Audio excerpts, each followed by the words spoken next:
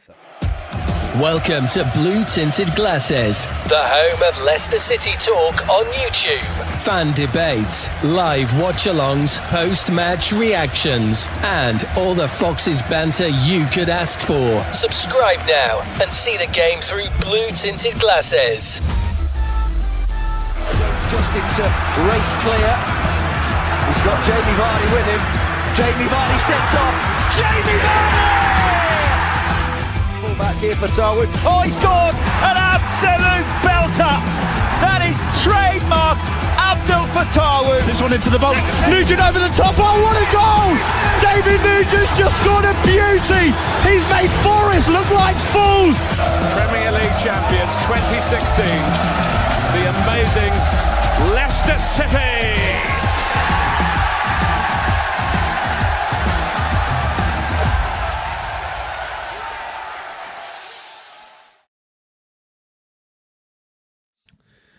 Good morning and welcome back to Blue Tinted Glasses. Here we are on another fine good morning on a Sunday. Maybe not.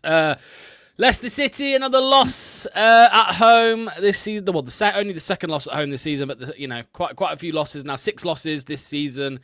It's going to be an interesting discussion this morning. There's going to be a lot of people in the chat with some opinions on the manager and what should happen there. So please make sure you get them in. We'll bring them up on screen. Before we get into it, Kate, what's going on? How are you this morning? Yeah, I'm all right. I'm still a bit shell-shocked after what happened yesterday. But yeah, all good. Good. Steve, what's going on, mate? How are you? Yeah, I'm good. A little bit not hungover, but I was at a gig last night, so my voice is very sort of there from all the singing, so not too bad. Good stuff. And the booing. I didn't boo. I just left. Yeah, fair enough. Graham, how are you, mate? What's going on? I'm good. And I'm feeling a little feisty. I've got a couple of grenades stuffed in my trouser pockets. Or at least I think that's what they are.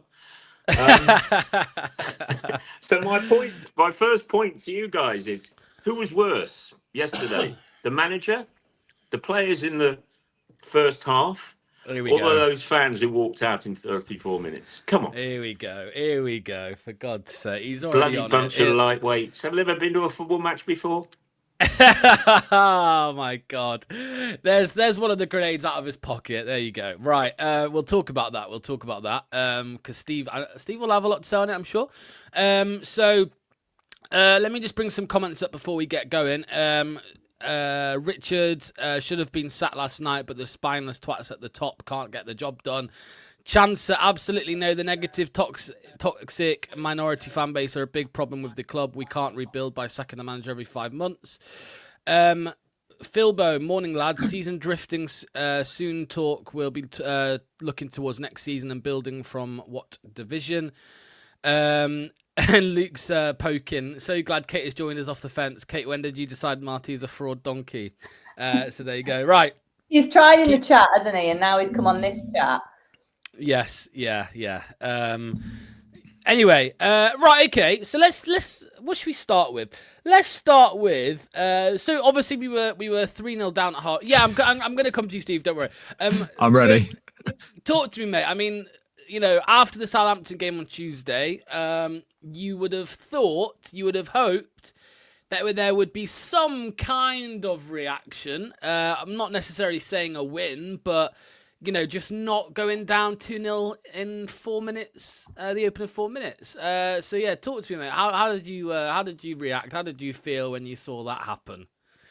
Well, first of all, I missed the first goal to an extent because I was walking up to my seat after about 35 seconds or so, but everyone kept stopping in front of me because you know what they're like when they get late to the seat. I'm usually up there pretty early, so missed the first goal. And then I was like, okay, by the time I took my jacket off, said hello to people around me, we were 2-0 down. And I was like, fucking hell. Like, okay, I went to Southampton on Tuesday. I left after 60 minutes. That's well documented because it was so poor. When your keeper's being told off for passing the ball around the back and wasting time, that's probably says it all, really. But yesterday was completely different. And the manager will rightly get some criticism for how we set up and the tactics and whatever. That's fine. That's not my anger this morning. My anger is solely towards the bunch of gutless cowards we've got on that football pitch. And after 3 years of up and down, poor performances, poor attitudes, players not giving a shit. I'm done with pretty much all of them. The only one you can say yesterday in that first half that put any performance in was JJ. And even then, that was sort of questionable to an extent. And yes. Oh. We've lost you, Steve. We've lost you mid-rant. No. Right, he's gone. I think he's gone. Where are you? Are you there, Steve? I can hear you. Yeah, we got you. Continue. We got you. So as much as like you can, we scored 2 goals in the second half and we got back into the game to an extent. That doesn't matter. The damage is done. Sheffield United was set the foot off the gas. Didn't really care. They were going to win the game anyway. And there are players in that team like Harry Winks that, comes under some criticism but doesn't get a lot of it. That look like Luke Thomas, who's clearly out of his depth at left back, but you can't blame him because he tries and he's a Leicester lad.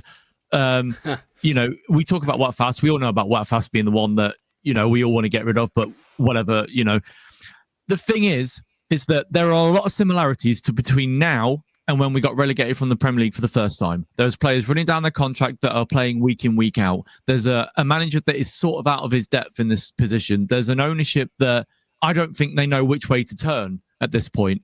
And we're due a points deduction, whether that be 6 points, 9 points, or whatever it's going to be.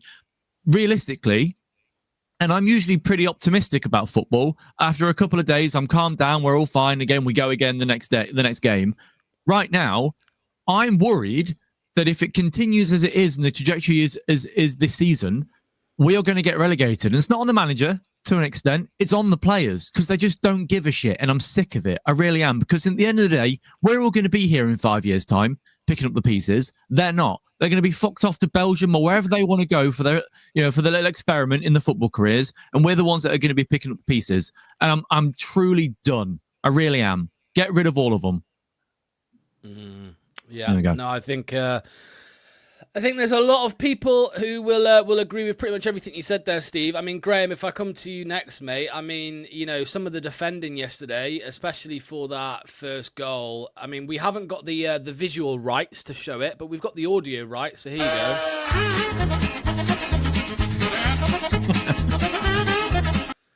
I mean, it was like, I understand why, Graham, why people say this season feels like a continuation of last season, because it kind of does, especially when you see what happened for that first goal. What was it? Was it 1 minute? It was 1 minute, right? It was 1 minute. Yeah, 58 seconds.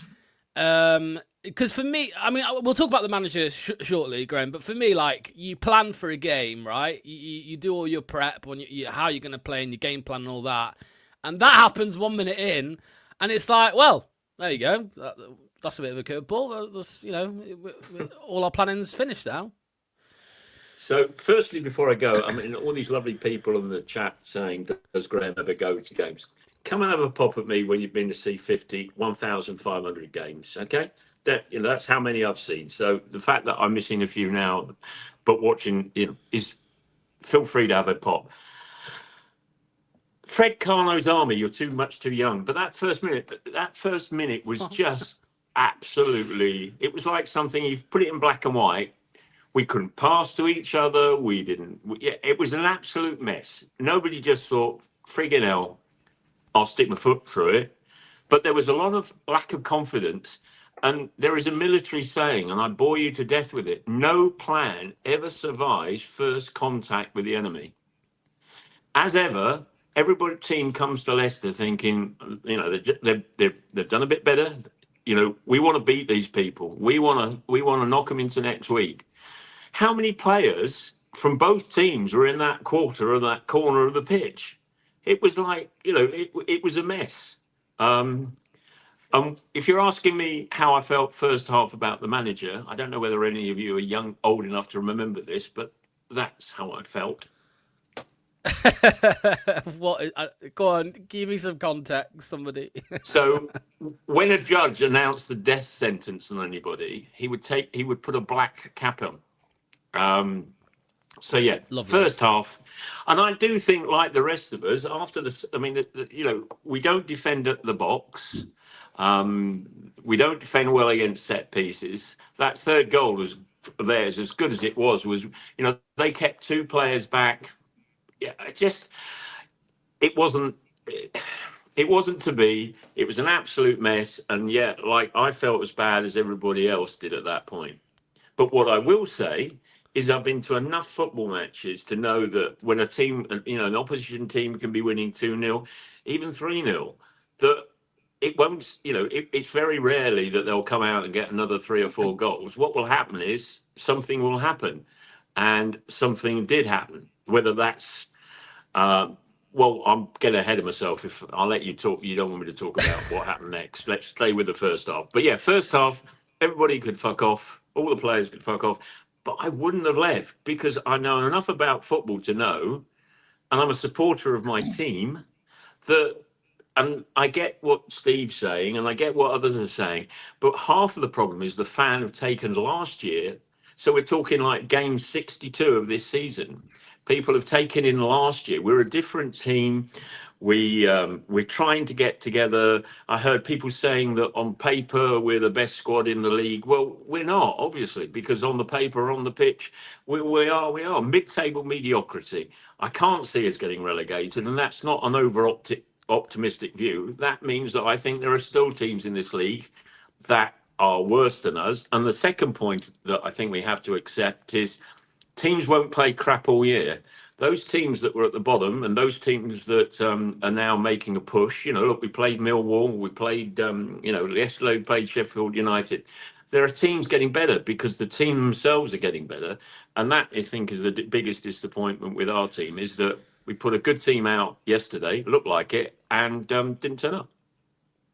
Kate, I mean, I said it last night in the chat, but Imran's here, and other people as well are rightly saying about the tactics, Marty's tactics, and all of that. But I mean, that first, you could say the first 2 goals, but the first goal in particular, 1 minute in, I mean, that's not tactics. That is just pure shit from the players trying to clear the ball. As Graham said, they couldn't pass to each other. They couldn't clear the ball. They were slipping over. Thomas was getting nutmegged. Harry Winks couldn't clear it. It was just a disaster literally from minute 1. Yeah, I mean, that Vestergaard picked the ball up in our area, didn't he? And passed it out to Luke Thomas. And just doing the simple things right seems to be the most difficult thing for Leicester. And it has been for a number of years. This isn't to do with tactics for me in that first minute. I mean, look at Harry Wilson's goal for Fulham yesterday. That's not on Thomas Frank, is it? The keeper didn't bloody clear it out. Just clear it out. According to some fans, Kate, the manager told the goalkeeper to come out off his line all that way and give the ball away, and then so they could score. Crikey, he must be a puppet stringer then. But yeah, yesterday the first goal is one of them. Like I was obviously really disappointed, but sometimes that just happens, and we've seen goals. We've conceded goals before, haven't we? I remember it was last season, I think we conceded within a minute. And Everton away. Huh? It was Everton away. We were 2-0 down within 8 minutes. So. Yeah. So the first goal happens, but this is my issue with the players again. There's no leader on the pitch to pull them together in that difficult moment, like against Southampton in the week, and get them to just stand up for themselves and not let that happen again. So for the next attack to come 2 minutes later and the same thing to happen was shell-shocking, actually. I couldn't really believe what I was watching. And goals 2 and 3 in particular were identical. And you could argue that was around tactics. I don't really know. But to not pick up the guy on the edge of the area twice, and that's what all they kept doing with corners, was just hanging out on the edge of the area waiting for the spills. And that's what happened twice. There's just doesn't seem to be a brain cell within this football team, and that's what I'm struggling with. And yeah, I completely agree with him, man. Marty hasn't covered himself with glory in his tactics, but how many times are we going to say this about managers? It isn't the manager. We've changed the manager, we've changed that part of the recipe, and we're still getting the same shit cake at the end of it out the oven. It's not the manager all the time. Okay, he could do better tactics, he could have a plan B, he could try fast attacking football. But which manager am I talking about there out the last 5? Who am I talking about? You can't guess, can you? It could be any of them. Yeah. So you need to wait. This is what I think fans keep forgetting. They aren't patient enough. And it's all right saying after every game, sack the board, the constant rhetoric around it. But And then in the next breath, when the waters calm a bit, they'll be like, well, we just need to wait for these players to get out of contract. That's the thing. We've got to wait until the summer. And if fans got it in them to wait, I don't know if they have. But you have to wait because you can't get rid of them right now. That's where football is screwed. You can't get rid of bad eggs easily apart from the manager. And just because you can get rid of him doesn't mean you should get rid of him, in my opinion. Yeah, no, I agree with that. I mean, Steve, like, Kate mentioned there about players being out of contract and stuff, and you would imagine the club will be trying to get rid of some in January. Obviously, we know that a few of them will be leaving in the summer regardless. It almost feels like next summer is the biggest summer, right, for a long time. I mean, I know a lot of people said that about this summer, just gone, and we did get rid of dead wood, but we didn't get rid of the deadest of wood, right? Because we got rid of players, I think, who were kind of dead wood, but we wouldn't mind them starting, right? Like JJ or like Casey McAteer and players like this, right? But and then some actual first teamers, of course, like Jamie Vardy and Wilfred Ndidi and Mads Hermansen. The proper deadwood is still here. When you look at Wout Fass, right? When you look at, if you want to include Luke Thomas in that, if you want to include Vestergaard in that, whatever, right? So we've not had that full proper clear out yet, mate. And I don't think that's going to come until next summer. And even then, Wout Fass is still under contract. Does he want to take a wage cut and go elsewhere? Probably not, right? So, well, yeah, you're right. So I said to you yesterday, Locks, that Marty is the right manager for the wrong time. I think if it had come in the summer with the next summer, where we've got all these players like Harry Winks, who down tools last season and down tools until the transfer window was closed and realised that he has to play football to actually get a move. And then, is honking every week at the moment. You've got, Wout Fass and oh God, there's so many. Vestergaard, another one. Okay, he's played well this season, but I think we're limited by what we can play football-wise when we've got Vestergaard because he's just so slow. So, yeah, Marty himself, I think if he'd come in next summer with his own signings, because just remember, he's not made any proper signings. He's made free on loan, which isn't the same as signing your own players that you've got faith in that are going to be here full-time, because these loan players can go back. So, and it shows that it's a damning indictment of the squad that the loan player in JJ is the best player on the pitch right now, and he's the only one that looks like he's trying. I'm flipping between sacking and non-sacking Marty, and I don't like the fact that I keep having to flip between in my own head, because I don't dislike the guy. I think he would be a good manager for us. I think he's trying to build that relationship with the fans. He's trying to be the builder, and he knows that he's going to have to live out the rough period right now of terrible football, terrible players, fan base that just is turning against the club every week on week. Whereas I bet he's just hoping, like, just get me to the summer, please, and it will all change. But the problem is that if the fan bases have changed, if the most of the fan base has turned already, how difficult is it to put that back in, to change it back round? He's never going to get the backing of the fans again, is he? Really? So, yeah, as I said earlier, I'm done with the majority of these players. They can all leave. Your Harry Winkses and to be honest, Ricardo as well. He's done. He's 32. He looks past it. So another player that probably needs to move on as well. Sorry, I'm rambling a little bit off your normal point, but yeah, I don't know. I'm flipping between keeping him and letting him go, the manager. Well, for me, Graham, right? I said this yesterday, but I've said it a couple of times. But for me, like, people mistake my Marty in stance as that I'm happy with what's happening on the pitch. So if I like basing it off what's happening on the pitch, 100% I would sack the guy. 100% I would sack the manager, because it's just not good enough at all. However, the reason I'm not saying Marty out is because of the bigger picture, as we've all spoken about. I don't know what good it's going to do, at all, really, because I think you might sack him. You might get a couple games where you get a couple wins, just like that usual bounce. And I just think in 5 games' time, we're going to be exactly where we are now, which is a bunch of players who don't really care too much. That's the way I see it. I also see it as the financial side, the financial issues, right? With sacking him, you're going to have to pay him off. A technical director is coming to the club, but he's not here yet. So what are you going to do? What if the technical director comes in and says, no, I want this guy and I want to back this guy with this signing and that signing? I just don't think. I think it's, as Thomas says here, mate. I think it's pretty pointless right now. I'm not saying in 2 months' time, 3 months' time, it might, that I'm saying it might be different then. But right now, I don't really see too much of a point in sacking him. I don't know what your thoughts are on that, Graham. Do you agree that based on the football, he has to go, but you have to look at the bigger picture? Well, I think the bigger picture is you're working with a group of players that are in flux. I don't know how. And my emotional reaction after the first 34 minutes was to stay and watch. Obviously, I was in a bar eating a nice meal, so it wasn't a bit of a hardship for the unlike. So were the players. They never turned up, did they? I was angry and emotional and all that sort of thing. But is that the reason, to sack the manager at this point when, as you say, we've got a director of football coming in, a technical director of football coming in. We've got another window coming up, maybe not. Maybe the best thing we can do in the window is say to Winks and to Faze, you can go on a free to any club that wants you. Or we'll send you on loan to any club you want to. We'll pay half your wages.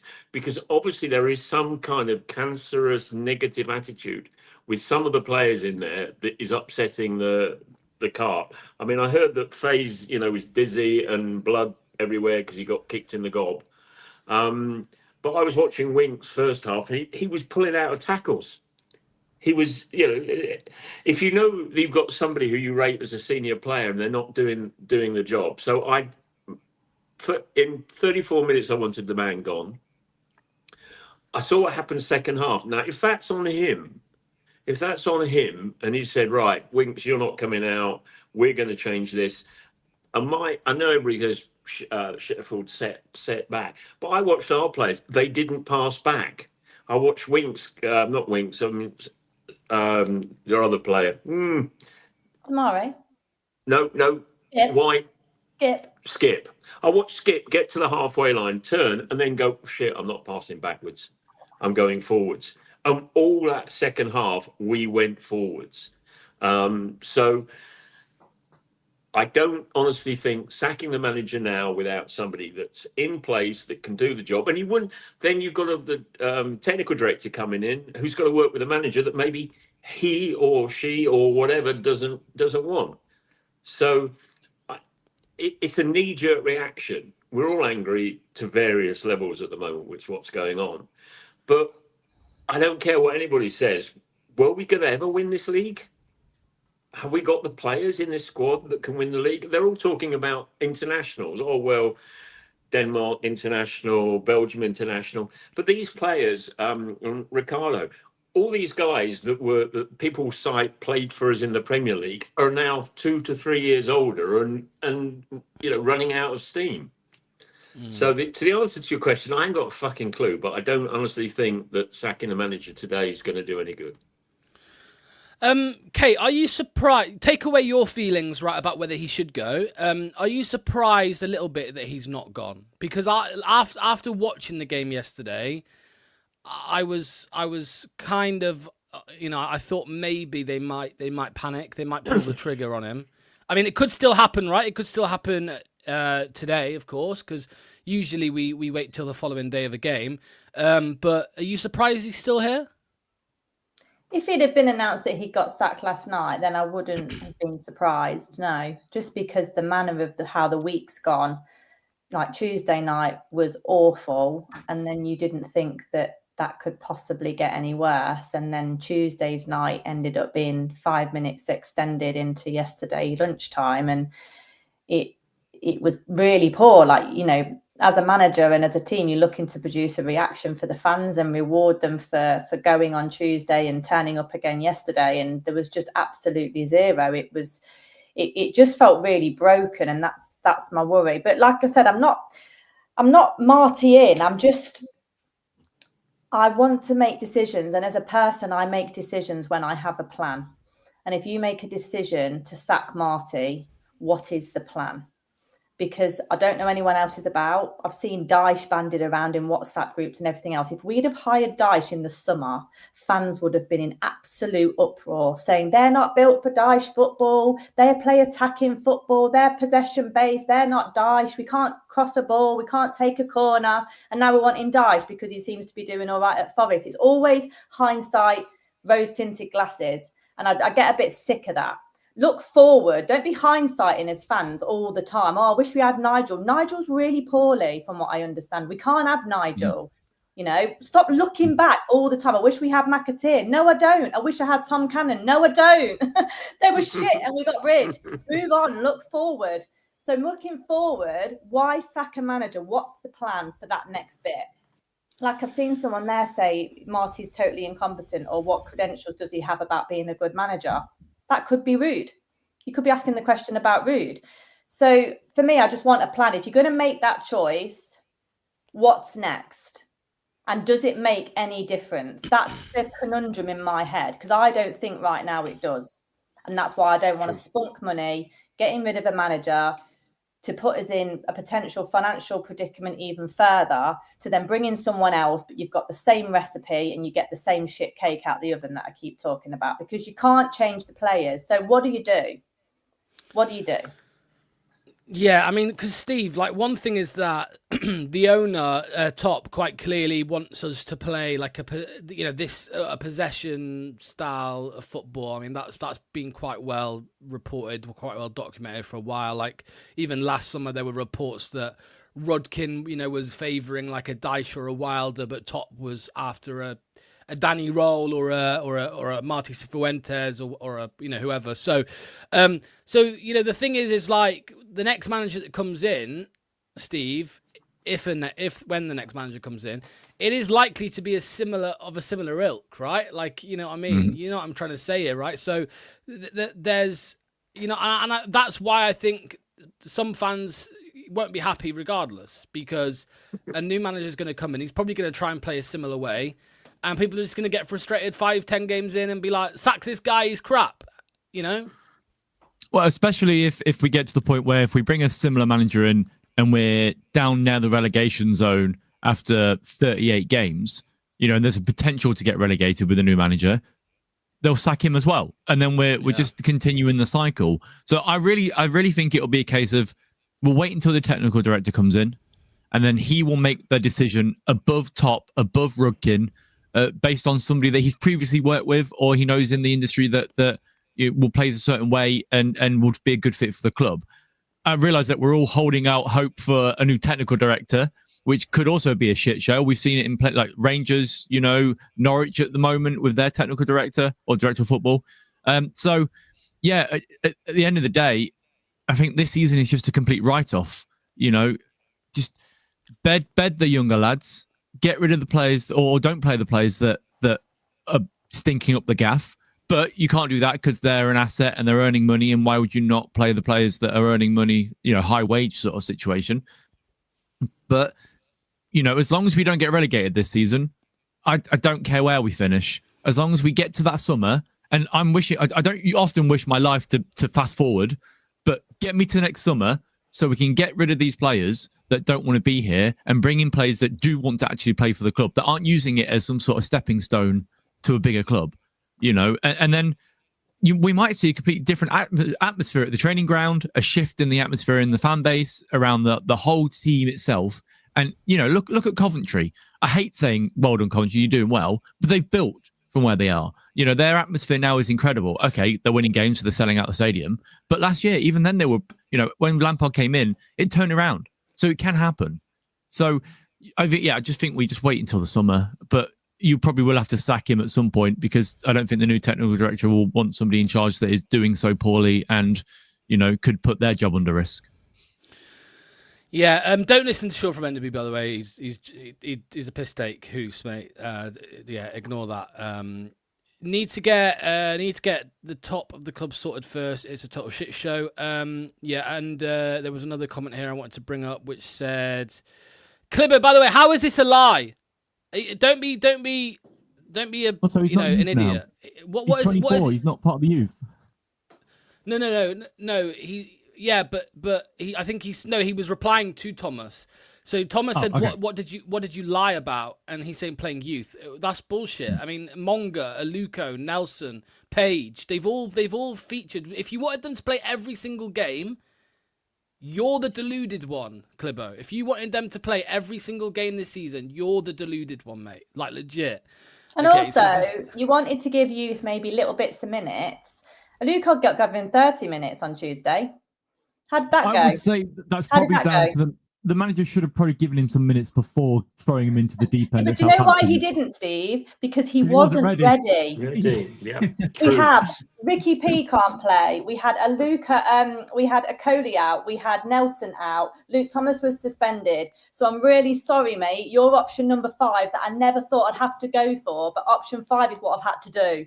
Yeah. And you're not ready, but I need you.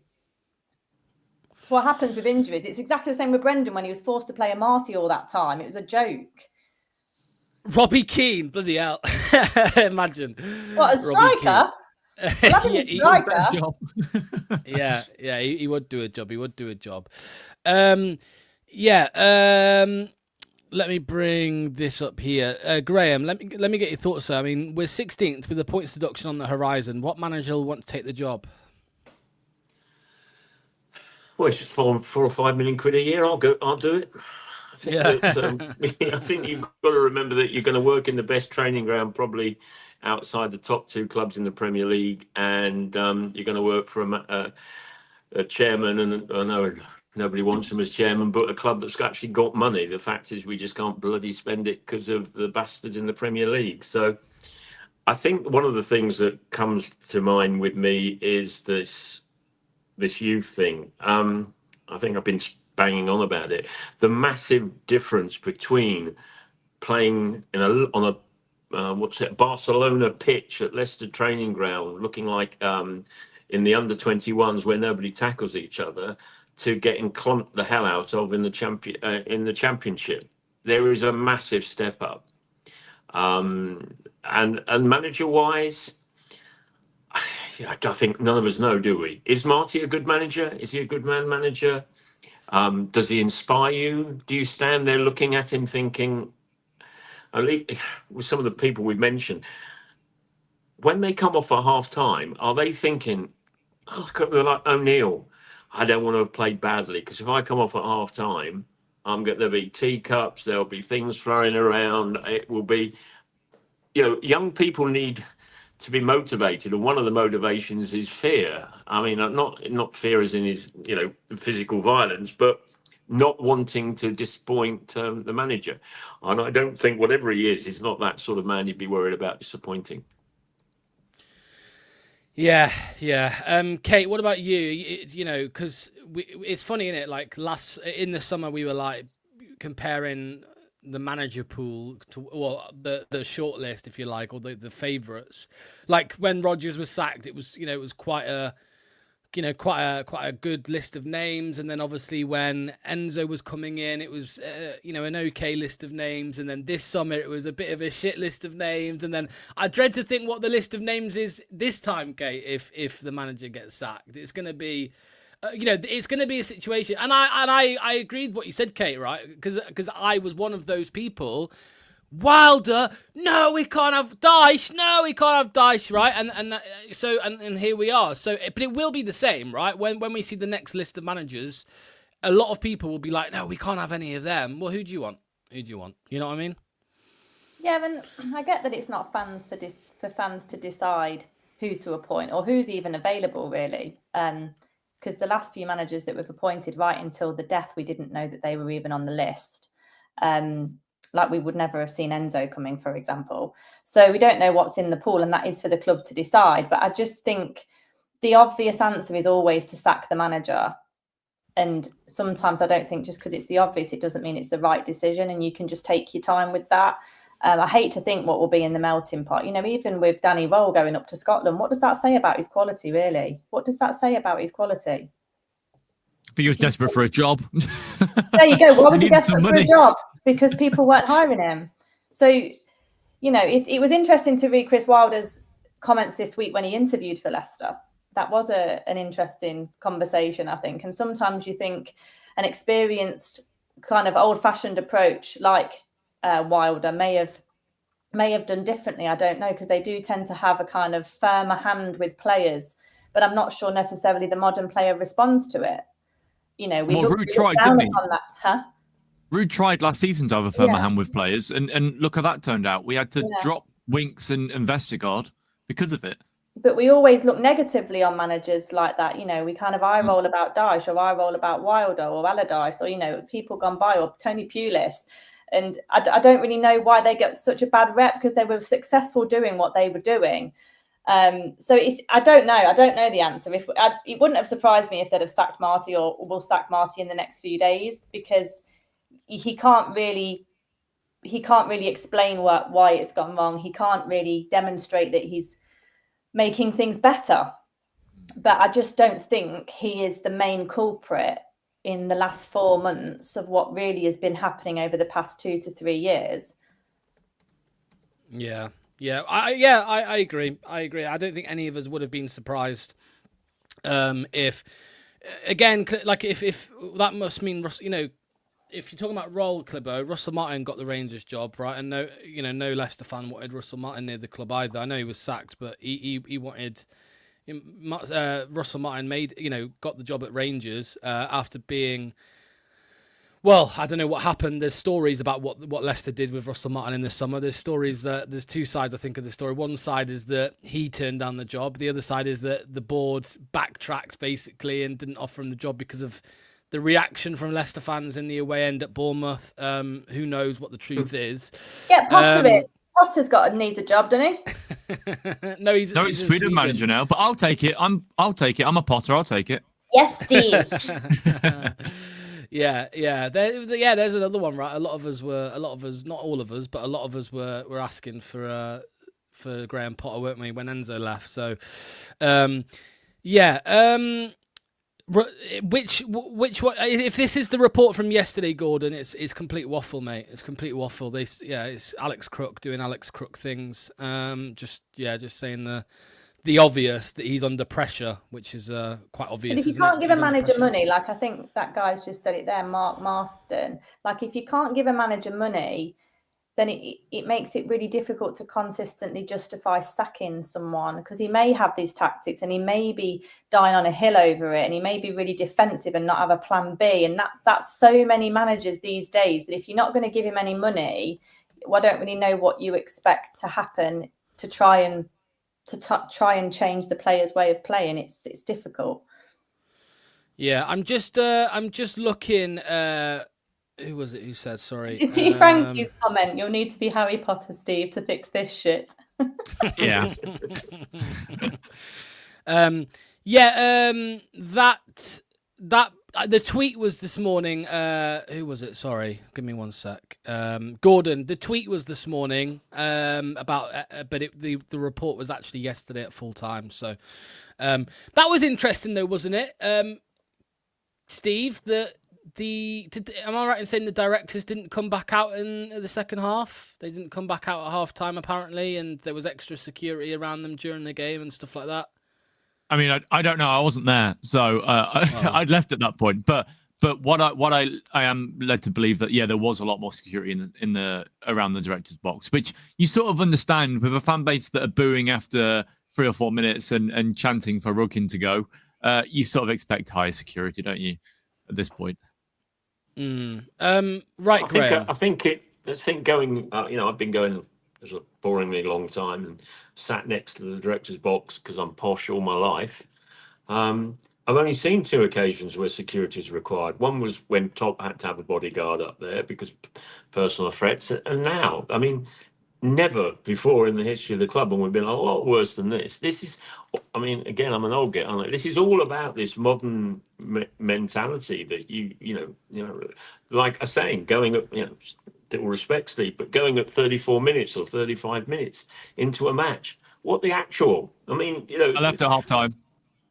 Well, yeah, I mean, at least the team. But the thing is, it's an emotional thing about watching a football match. So you've had the second half of that game was good to watch. I enjoyed it. I didn't enjoy the final result, and I didn't enjoy Wilder fucking up the last 15 minutes because he knew he was going to get beat. That was a But lot, man. I was getting so frustrated. But that's what you go to football for. It's a game of 2 hours or whatever it is. That something happens and you come back and so go, but then don't then say, well, I don't get it. I don't get it. As I say, I go to watch football matches and I've watched Leicester play. This is probably one of the worst performances in the first half I think I've ever seen. But I'd still stay there. And old man used to say, "Oh, it'll be a good one to win," semi-sarcastically. But it's like, football's a sport and things happen. And boy, did they happen in the second half. Graham, I'm trying. The reason I left at half time, I had a load of housework to do, mate. It was a lot more enjoyable than staying and watching that. Yeah. No, all that. I disagree. I disagree with you massively here, Graham, mate. Like it's if someone pays, I'll come to you on this, Kate. If we talk about obviously the toxic chants and the booing and stuff like that in the stadium that often happens, Kate, when we're losing or when things aren't going well or whatever, right? But like, surely leaving early is better, Kate. Surely, you've got people who have paid to go and watch the game, right? That's fine. But then if they watch that first half and the team don't even get off the bus, they don't even show up. For me, there is no problem with them leaving at half time. Like, they've got better things to be doing with their Saturday afternoon. Off you go, get home. It's cold, whatever. I don't know what your thoughts are on this. If a fan wants to leave early, they want to leave early. For me personally, a lot of fans moan about the price of tickets, so you've left with 84 minutes of the game to go. So your value for money isn't there. But also there's the flip side of, like, would Liverpool have fans left against Milan in the Champions League final? That's where you would sit and you'd have missed that second half. The game was done, man. That's not me, only because I like watching football. Like we were saying yesterday, if that was Harbour Town, for example, would you have just walked out and stormed out, or Colville Town or whatever? No, you'd have probably stayed, because I just like watching football. That's me personally. I understand why people would perhaps leave if they've got something better to do or whatever. I totally get it. But for me, you just never know what's going to happen in the second half, because I'm always the glass half full. If we can be that shit in the first half, they can be that shit in the second half, and who knows what can happen. And there's been so many games like that where they've come back to 3-3, and we nearly did it, actually. They were panicking. They had to go to the dark arts and rely heavily on a shit referee in the second half with timekeeping, because they were wobbling. I know you could argue the game was gone and their tactics had changed or whatever, but for me, we just wouldn't leave. I just don't do that. But I understand and appreciate why people did want to leave. I'm not saying don't do it. I just say I have FOMO and I'd be worried about missing out on a second half that could be a good one. Yeah, please don't take it very well put, Kate. Don't take it wrong from me. People can leave. They can leave after 5 minutes if they want. They can. I'm sure I bet you there was somebody that left after 5 minutes. But you go to a football to watch a match. A match isn't 35 minutes or just the first half. So yeah, okay, go. If you've got better things to do, but then why go to a football match in the first place? Because you put aside an hour and a half of your life to support your team. So it's not that there's anything wrong with anybody doing it. I just don't understand. Can I just say, I'm going to come to you in literally 2 seconds, Steve, right? Okay. But, Clibber, no one's blaming the refs for I don't know what you're trying to do, Clibber. No one's blaming the refs for the loss. We're saying, if you're incapable of saying, hold on a second, 4 minutes at a time at the end of the game. The keeper was down for 2.5. What a joke. Yeah, like, that's not us blaming the ref for the loss, mate. That's just us saying the ref was fucking shit, which he was. The manager, like, Clibber, would you say the manager's shit? Yes. Would you say the players are shit? Yes. You'd say both are shit. Like, you can say two things are shit without blaming one, on both. Right, Steve, how do you feel, mate, that after your 8-hour round trip or whatever it was to Southampton, you're being called not a supporter because you left at halftime? Somebody in the chat says anyone who leaves at halftime isn't a supporter; they're only a fan. I would say that person is an idiot. In all honesty, no, because look, Graham, you're right. You put 90 minutes aside. I did put a lot of time aside for Tuesday, and the fact that we were playing it around the back and the keeper got told off by the ref for time wasting after 60 minutes. Why should anyone stay for that? We took this thing out of the game. It was a nothing game. Why stay? Yesterday, But I have a rule that if we're 3-0 down, we're never going to get back into the game. I can't remember a time in my history where we've got back into a game when we're 3-0 down. So usually after 3-0, I go home because A, I'm not enjoying it. It's not great for my mental health to see that sack of shit on the pitch. And B, why should I stay and support the players that clearly don't give a shit? And I know we got 2 goals in the second half and we could have got back into the game, etc., etc. But that's hindsight. Hindsight is a wonderful thing because you can say, oh, well, we played better in the second half. Great. Well, they were shit in the first half and that could have continued into the second half. So me leaving early doesn't make me any less of a fan considering I paid the money. I go home in a way. And I would say anybody sat in the chat right now, you are people that are ingesting content on a regular basis around Leicester City, right? That's the way the football is going nowadays, that social media is a massive thing. So anybody that is watching this now and have watched podcasts or listened to podcasts after a game, whatever, you are more invested in football than a lot of people were 10, 15 years ago that just read the newspaper at the time because they can get on with their life. I'm lucky in the sense that I don't have just Leicester to bring my mood up or take it down in regards to in my life. I'm happily married. I go to gigs. I enjoy quite a lot of stuff in my life. There are people that rely on Leicester City for their depression, lifting, or it'll make it worse. Okay, making it worse isn't ideal, and yesterday first half would have made it worse for a lot of people. But I don't think if you leave after 35 minutes or even 5 minutes because you're 2-0 down, if it's going to make you feel worse about your life and you can go off and do whatever you want for it and try and bring some positive endorphins into your life, go and do it. I've got no issues with that. Tuesday night was a shocker. It was genuinely the worst game of football I've ever seen. Follow that into the first half yesterday, which was even worse than Tuesday night. I think that if you pay the money, you can do whatever you like. Simple as that, and I'm not that's arguing, football. Steve. I'm not arguing with you, and I'm sure people. Oh no, it's more just, people in the chat as well, you, sort of thing. Yeah, So that you do what you're right. But I'm also, and don't take this the wrong way, I'm fed up of people wanting a medal every time they went to or go to an away game. I got to Brighton once, and 1 hour before the game started, and it was called off, and had to drive all the way back. It's what you do as a supporter of your club. Yeah, it's like yesterday. There's a difference between I wasn't supporting the players yesterday. If I'd have been there, I'd have been supporting my club. But I've supported the club by giving them the money already. So I've already supported the club. But you're just saying it's like going to a play and walking out because the actor's forgotten his lines in the. Giving them the money. We've all done it. I've been giving this club money for nearly the best part of 55 years. It doesn't mean that I feel I have to be entitled to the best performance. I have to. No, that's not what he's saying. I just don't get he's it. not saying that. I'm not entitled to the best performance. I'm not entitled to the best performance, Graham. What I'm saying is that, I don't expect to turn up and win every week. I'm not one of these fans that thinks we're going to win every week because we're not, But if you take what happened last season and you roll it into this season, I think you're entitled to want players to turn up and put in a performance or at least try. And if they're not trying, why should I try? Yeah, but hindsight is wonderful. Hindsight is a great thing. And if it's not hindsight, if you'd have it is though, because if we'd have lost 4 or 5-0 yesterday, you won't be coming on and saying, "Oh, you know what? At least the second half was better. We only conceded 2 goals." No, we were awful, and genuinely. The idea of saying, give them praise for them scoring 2 goals in the second half. Great. Well done to them. Great. The players turned up for a change. I couldn't give a shit. There were a bunch of cancers that should get the fuck out one of the best performances this season. But you didn't see it. When was the best? Right. Well, we were 3-0 down. It doesn't matter. It doesn't matter. You start again, don't you? Go again. Yes, we're 3-0 down, but we didn't end up being 4-0 down or 5-0 down or 6-0 down. We got a referee and a brilliant manager on the other side, depriving us of what would have been a historic win.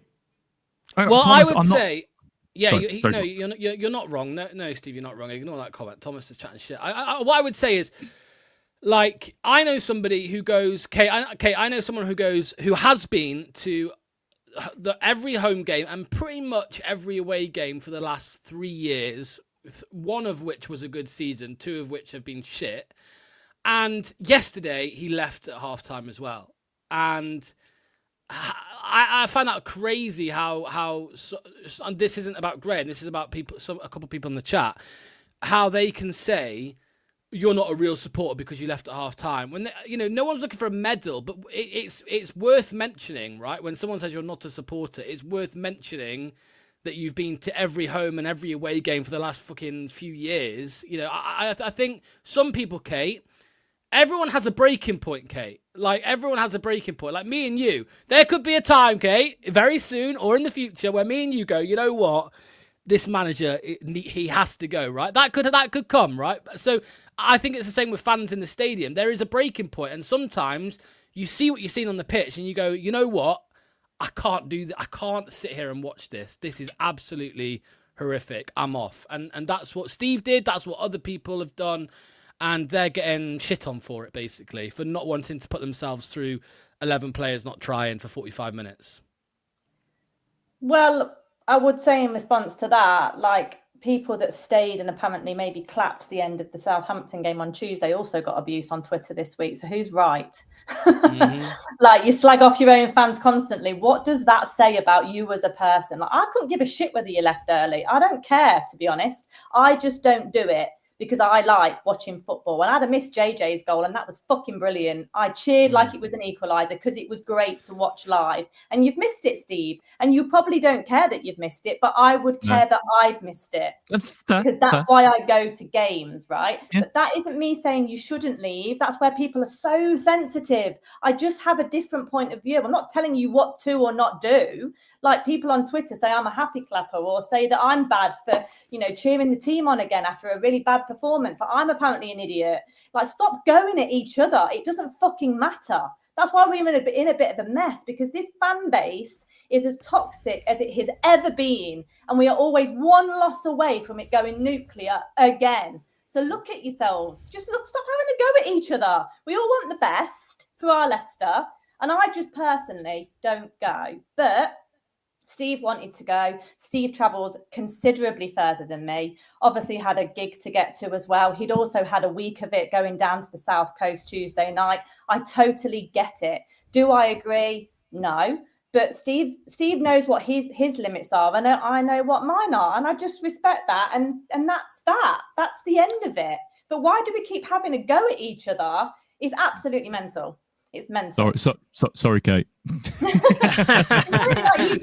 Sorry, Mum. You do you, Steve. You do you. Like, you travel a long way.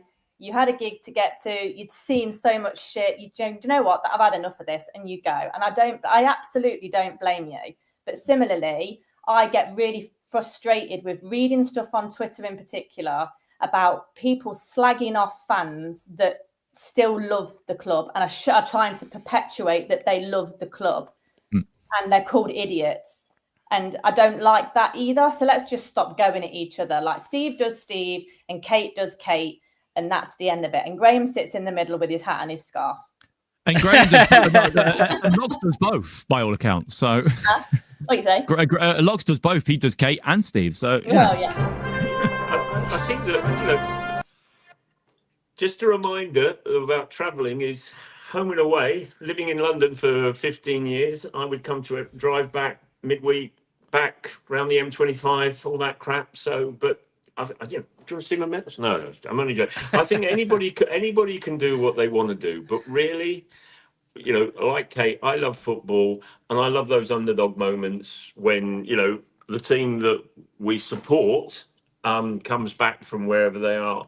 I just think that it's an unfortunate situation over the last 10 years where the people coming to watch Leicester have seen the Leicester team do exceptionally well, overachieving in many areas, and now can't face the fact that we're actually in a rebuild situation. Hopefully we'll get through the PR nonsense, and we can spend money next summer. Hopefully we'll stay, I'm going to say, mid-table mediocrity, and hopefully people will feel the desire to stay for the end of the game and applaud rather than and it's only a minority that seem to there was a lot yesterday. Yeah, but I get it. It's the last one, probably one of the penultimate weeks before Christmas or whatever. But I wonder how. I'm going to ask. This is another little grenade out in my pocket here. Here we go. Please take it with a pinch of salt. But I wonder how many left because they feel peer pressure of their mates leaving. I think there probably was a case of some of that yesterday. Let's go to the pub instead. It's better than this, and that's again, you make your choice. And if you want to follow your mates out, or maybe if you're coerced to follow your mates out, then that's still a choice you made at the end of the day.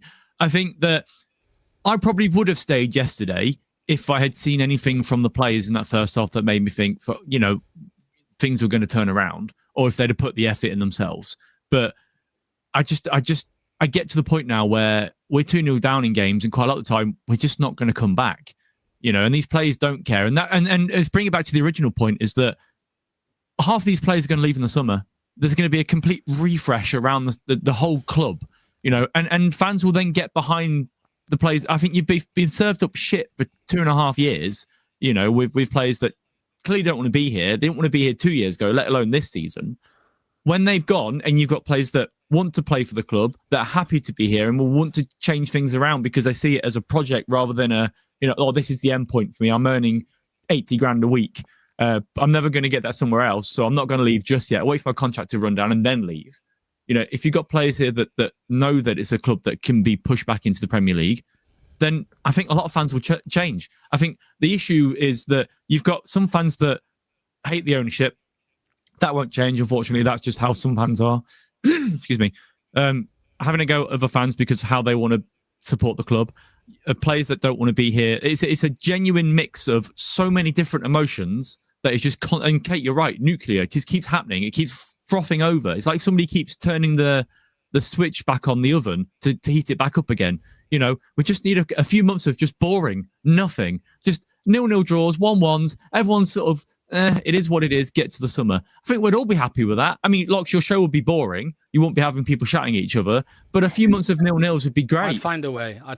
Isn't that to that point that it's interesting? Everybody can mention the number of games we've lost. And this is the second game we've lost at home. And everybody, the few games we won. But nobody mentions the 6 games we draw. Do they not count in any way, shape or form? Well, that's not great either, Graham. No, but I'm just saying, it's better than losing the last 2, isn't it? I think because some of the draws in particular we perhaps were lucky to get, there's just the theme of how the football feels, isn't there, despite the result? I mean, if you played really, really well, but lost 3-2 yesterday, the feeling is very different. But we're not really doing anything to break that cycle at the minute. And that's where some fans get full, well, like Steve, you get full to the brim of it and you think, do you know what, I'm just out of here today. I'm just out of here. Do we want to talk about that second half performance now? Shall we talk about that second half performance? What would you like to say? Because I see it from both sides. He's a fucking centre back. That is somebody that wants to, everybody hates him. But he was the one yesterday who wanted it. He came on, didn't he? He came on. All the players that came on wanted it more than the players that went off. Well, that's the perfect example, I think, Oliver Skip, as to how delusional and hypocritical some people in our fan base are, because they will sit here every week and say, we just want to see players that want to fight for the shirt. And then he plays Skip, who I think is one of the harder working players in this team. And they kick off because Skip's starting, because we all say he's shit. So which is it? Do you want the players who are maybe not as good, right, less quality but higher effort, higher work rate, or do you want players who are just better? Because Klibber was saying earlier, why do you keep playing Winks every week? Well, it's because technically Winks is one of the better players in the squad. If you don't want Winks and you want someone who maybe cares more, then go for Skip. But you're going to miss out on that quality. So which do you want? That's what frustrates me a little bit, Steve, is that. Because Skip came on the last 2 games. He came on at left back against Southampton. He wasn't bad at all. He came on yesterday at centre back and he wasn't bad either. So what do people want? Because Steve, that if he starts Skip next weekend, right, the fans will be kicking off about the starting 11. And this week, yesterday, I saw so many people say that's actually probably the strongest 11 we've picked. Mm-hmm. And look what happened. Look what happened. You know what I mean? Yeah. So the crazy thing is, because Marty's quite a reactionary manager, we probably will see Oliver Skipper centre back on Saturday, because that's just what he does. He sees a player that puts in half an hour and goes, you know what, let's start him. So it could be like that. But yeah, we are quite reactionary. To be honest, I did say it was probably the best starting 11 we've had so far this season with the players we've got. And again, it goes back to the players, not really putting in the effort, I guess. But yeah, the problem is, a lot of people don't like half the squad. So whoever you pick, you're going to get people having a go at it. That's just football, isn't it? But there's one thing you can guarantee here. And the reason why we're also irate or not irate or whatever is we all love the club. We all want what's best for the football club. And yeah, I don't know. I think you play players that want to be here. That's it. No matter what the age, if they're 17, like Louis Page, play him. It's not going to get any worse, is it? Just play the players that actually want to put the shirt on rather than the players that don't want to be here. Because we all know who don't. Yeah, there was a comment here about where's it gone? About inconsistency. Basically, someone was just saying Skip and Winks. Winks was awful yesterday. Skip was good second half, but neither have consistency, which reminds me of this. Sometimes maybe good, sometimes maybe shit. And I think that's how it goes. Sometimes maybe good, sometimes maybe shit. I mean, because obviously, Graham, you brought it up. The second half performance. What I was going to say was why I'm torn a little bit on the second half was because, what game was it where we? I'm trying to think of the game now. There was a game, but we we were helped a little bit yesterday in the second half by, I think, just a bit of poor game management from minute 45 to minute 85, basically, from Wilder, where was it Hull? No, what game was it, Steve? Where Norwich. Yeah, Norwich. It was like Norwich, Graham, where how they approached the second half did help us a little bit, but it's without a question, it seems like Marty put a rocket up their arse at half time. Absolutely. I mean, I hear all this about Sheffield sitting back, but we were on them from the kickoff in the second half for the first minute. Look at Samare. Where did that come from? Everybody. We were at them. You can say they sat back, but we didn't give them any bloody opportunity. We were at them. And if the game had been, as Kate said, been the proper length of time without the shenanigans of the goalkeeper diving, falling over the place, I still think, and I'm a deluded, knackered old man that has no brain cells, I think we could have won that game. I definitely think we could have got a draw. So I felt that everybody that came out in the second half did their duty by our club. Do you know what as well? Like when you're in that moment and the momentum was there in terms of getting goal 1 and 2, there was a little bit of momentum before they started messing about with the subs that broke that up quite nicely, really. Abdul was frustrating, man. JJ was there for the cutback, I think 3 times, and he just doesn't look. And it's so frustrating. But on the other side of the pitch, what was it? There was a couple of great overlaps. And he didn't, whatever his name was down the side, just had to cut in. He couldn't pass the ball back to the bloke. Yeah. That's always been the case with Mavididi. Mavididi hates an overlapper. He never passes to a fullback. Never. Which is frustrating. But yeah. Samare, by the way, if we could get that Booba Samare every match. Yeah. Well, this is it, man. It's like, how do you pick an 11? Right? Because if he goes and picks Samare, Skip, Jordan Ayew on the weekend, it will probably be fucking shit, right? So it's just bizarre. It's bizarre. We'll be 4-0 down after 40 minutes. It'll be great. Yeah, it's nuts. It's crazy. But like Daka in the first half, Daka can't really hold the ball up at all, and you see, and it bounces 10 feet in front of him, and you lose possession. And then when you see Ayew come on and do it, you're like, that's how it needs to be done. I mean, sometimes he's frustrating as hell to watch, but for that moment in that game in the second half, you really needed someone to just hold the ball up, and he does it so much better than Daka, and gets fouls most of the time as well. So it's a complete concoction of a melting pot of, but you don't know what you're going to get. You literally don't know what you're going to get. It was again Mavididi the first half. As he got the ball, he's running at the defender, and he's just getting slower and slower and slower until he comes to a walk, and the bloke just takes the ball off his foot. Yeah, and then all the players have caught up. Yeah, that's it. We're all just yeah. Yeah. Okay, I wanted to just quickly, just before we finish, mention a couple of things here. So Marty Cifuentes after the game, so he said, "It's not the kind of reaction I want to prove. It's not the kind of reaction I want to prove that Tuesday was an accident. It was unacceptable. We were not connected and not setting the standards we require. There is a lot of mistakes. We need to be accountable. I'm aware what we need to fix. So I'm aware what we need to fix," Marty Cifuentes said. "I never said it would be an easy fix. That's why I'm here to fix the issues that have unfortunately been here for a long time. We spoke about the importance of reacting strong. We did just the opposite." He then said, "We must keep calm. It is a long season. There are some important things we need to improve." And then more reaction just recently today. Jordan James just released this. "A stronger second half of the game, but we let ourselves down at how we started. Back to the training pitch this week to work on it and do what we know we're capable of. Very proud to be on the score sheet for this club again. Thank you for all the support, Foxes." So there you go. So, and then this was the poll as well, by the way. We did a poll yesterday. 480 people voted on this, and it was 75% Marty out. So, yeah, right. The last question for each of you then is, I'll come to you first, Kate, because I'm convinced. I don't think he's going to get sacked now. When do you think? Do you think he's going to get sacked? If you do, when? How far away do you think he is? How much pressure do you think he's under? Talk to me.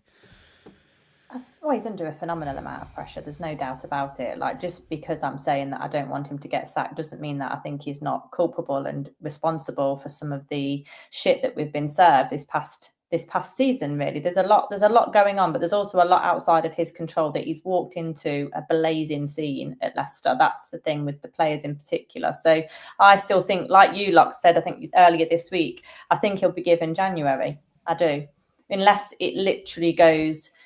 The last two games follow in the next run up to Christmas. If those two games are repeated, then you basically have no choice, do you? It feels like a bit of a rude situation, but I think he'll be given a transfer window. Not that there'll be much activity, but yeah, Graham, how long are you giving him, mate? You're right there. Sorry. It's still early. Well, yeah, kind of early. It's not really, but it was when I started. Graham, how long you reckon he's got, mate?